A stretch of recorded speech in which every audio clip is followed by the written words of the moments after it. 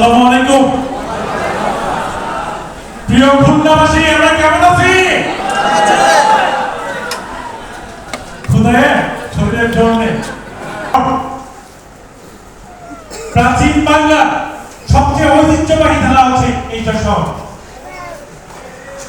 সত্যি এই যশোর মাননীয় উপদেষ্টা মহোদয় পিএস তারিক জাকারিয়া যুগ্ম সচিব এবং ওনার এপিএস মহোদয়ের সাথে বসছি। উনি বলল তোমাদের সকল মেটেরিয়াল সম্পূর্ণ, স্বীকৃতি এবং এমপিও প্রদানের সকল মেটেরিয়াল সম্পূর্ণ, শুধু সচিব মহোদয়ের অপেক্ষায়। বর্তমান সচিব নেই, অবসর চলে গেছেন। নতুন সচিব আসার 72 ঘন্টার মধ্যে আমাদের স্বীকৃতি এবং এমপিও প্রকাশন হবে। আমাদের উপদেষ্টা মহোদয় অত্যন্ত মানবিক মানুষ। উনি সারাটি জীবন, ওনার ৭৩ বয়স, সারাটি জীবন উনি মানব কল্যাণে করে গেছেন।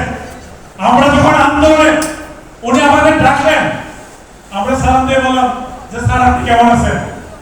উনি একবার হেসে দিয়ে বলল, তোমরা কি আমাকে ভালো রেখেছ?